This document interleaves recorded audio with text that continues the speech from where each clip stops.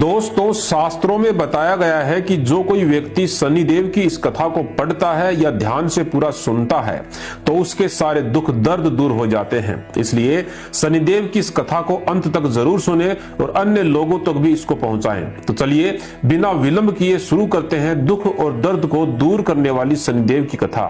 एक समय सभी नवग्रह सूर्य, चंद्र, मंगल, बुध, बृहस्पति, शुक्र, शनि, राहु और केतु के बीच विवाद चल रहा था कि हम सब में से बड़ा कौन है। बहुत दिनों तक कोई निर्णय न होने पर सभी नवग्रह देवराज इंद्र के पास निर्णय करवाने पहुंचे। इंद्र इनको देखकर घबरा गए और इस पर निर्णय नहीं देने का सोचा, लेकिन उन्होंने कहा कि पृथ्वी लोक पर राजा विक्रमादित्य हैं जो कि अति न्यायप्रिय हैं, वह इसका न्याय कर सकते हैं। इसके बाद वे सभी एक साथ राजा विक्रमादित्य के पास पहुंचे और अपना विवाद बताया और फिर निर्णय लेने के लिए कहा। राजा विक्रमादित्य परेशान हो उठे क्योंकि वे जानते थे कि अगर किसी को भी छोटा बताया तो वही क्रोधित हो उठेगा।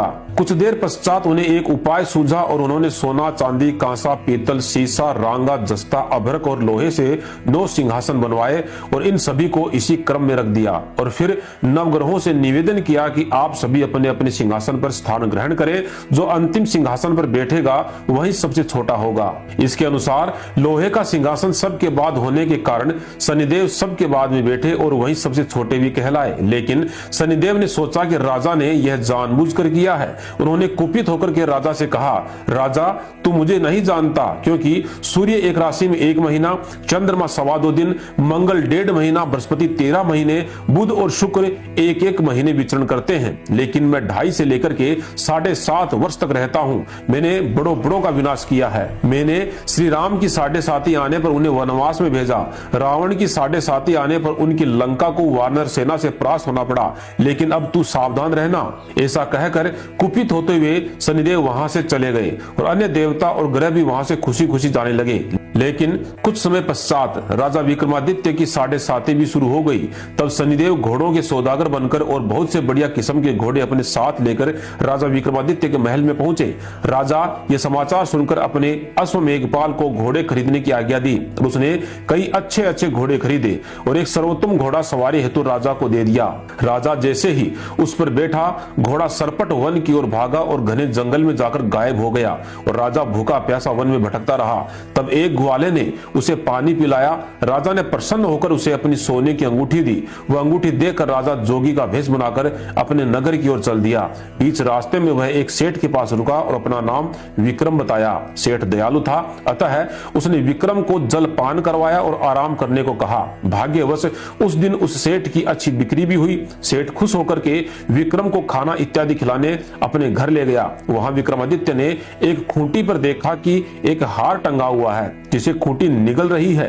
थोड़ी देर में पूरा हार गायब हो गया। तब सेठ जी की नजर भी खूंटी पर पड़ी तो हार गायब है। उसने सोचा कि विक्रम ने ही उसे चुराया है। उसने विक्रम को पुलिस के हवाले कर दिया।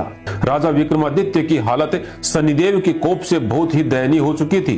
फिर वहां के राजा ने भी विक्रमादित्य को चोर घोषित कर हाथ पैर बांध करके शहर से बाहर फेंकवा दिया। अब शहर के बाहर से एक तेली अपनी बैलगाड़ी ले जा रहा था।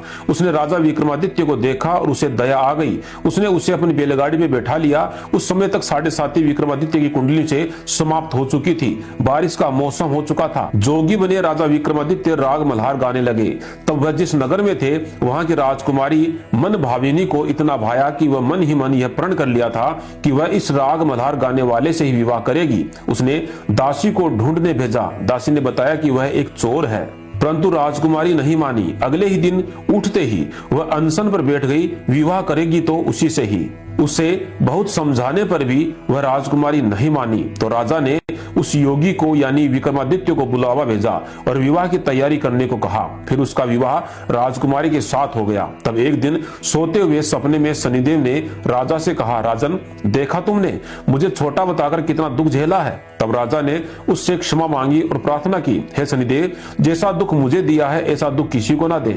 शनिदेव मान गए और कहा कि जो मेरी इस कथा को हर शनिवार सुनेगा और व्रत रखेगा तो उसे मेरी दशा में कोई दुख नहीं होगा, और जो नित्य मेरा ध्यान करके चींटियों को आटा डालेगा उसके सारे मनोरथ पूरे होंगे। अब आंख खुलने पर जब राजकुमारी ने जोगी को देखा तो वह आश्चर्यचकित रह गई। तब विक्रमादित्य ने उसे बताया कि वह उज्जैन का राजा विक्रमादित्य है। तो वहां पर सभी बेहद खुश हुए। तब यह बात सेठ तक पहुंची तो पैरों में गिरकर माफी मांगने लगा। तब राजा विक्रमादित्य ने कहा कि वह शनिदेव का कोप था, इसमें किसी की कोई गलती नहीं। सेठ ने फिर भी निवेदन किया कि मुझे शांति तभी मिलेगी जब आप चल करके मेरे घर पर भोजन करेंगे। सेठ ने अपने घर पर नाना प्रकार के व्यंजनों से राजा का आदर सत्कार किया। साथ ही सबने देखा कि जो खूंटी हार निगल गई थी वही खूंटी उसे उगल रही है। सेठ ने अनेक मोहरे देकर राजा का धन्यवाद किया और अपनी कन्या श्री कावेरी से शादी का निवेदन भी किया और राजा ने स्वीकार कर लिया।